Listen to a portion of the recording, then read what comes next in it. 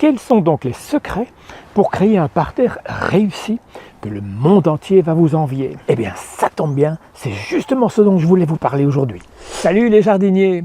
Et le premier conseil, c'est un secret de polichinelle. Plantez à l'automne. Réfléchissez. En novembre, en décembre, le sol, il est encore chaud et là-dessous, ça travaille sans crier gare et sans faire les stars. Et je peux vous dire que ça peut rapporter gros. La preuve, regardez ce couvre-sol. Et du coup, je vous donne déjà mon second conseil. Novembre, décembre, pourvu qu'il ne fasse pas trop froid, c'est encore un excellent moment pour diviser vos plantes. Et là, ce couvre-sol, je vous le conseille super plus, un persicaria. Croyez-moi ou non, j'avais mis 2 petits morceaux comme ça que j'ai cherché ailleurs, et regardez, ils ont déjà triplé de volume. Mais cette fois, reprenons le parterre dans son ensemble. On ne va pas s'énerver, et surtout choisir des plantes faciles à vivre, qui ne demandent pas trop d'entretien. Vous voyez, j'ai déjà posé les meubles, ces arbustes, mais j'ai voulu les relier. Et là aussi, un bon conseil, choisir un thème.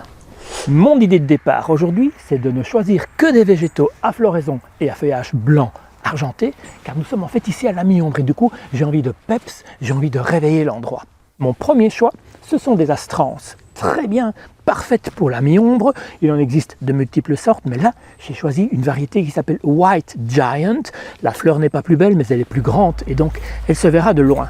Et surtout, bien préparer le sol bien évidemment, ajouter une bonne dose de compost et puis j'ai placé non pas 1 ni 2, mais 5 voire 7 pots de manière à créer le plus rapidement possible un bel effet.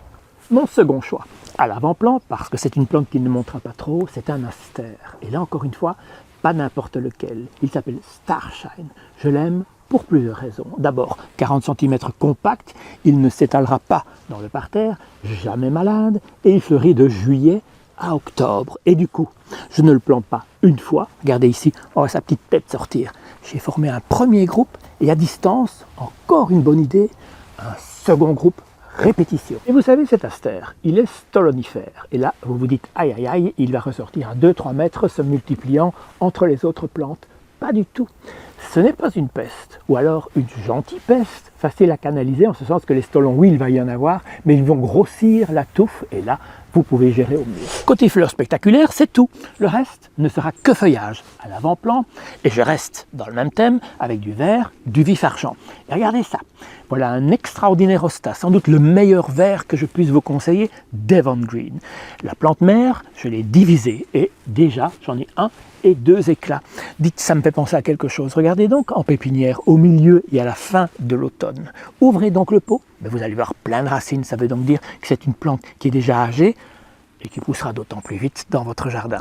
Et pour terminer, un couple qui ne peut que fonctionner, des euchères et des cyclamènes. Ça marche parce que l'un va prendre la relève lorsque l'autre s'en va. Je m'explique. Ce sont exclusivement des cyclamènes Kuhn, car j'adore leur feuillage. Celui-ci est vert, vif argent encore une fois, mais là, vous avez des dessins, tel un sapin de Noël, et croyez-moi, il existe une multitude de formes possibles. Celui-là, il va fleurir de décembre à avril, puis il s'en va. Et c'est là que l'euchère, elle aussi panachée, vert et argenté, va prendre la relève. Regardez d'ailleurs, les premières fleurs apparaissent déjà et se détachent bien sur le feuillage. Eh bien, vous voyez, c'était pas si compliqué que ça finalement.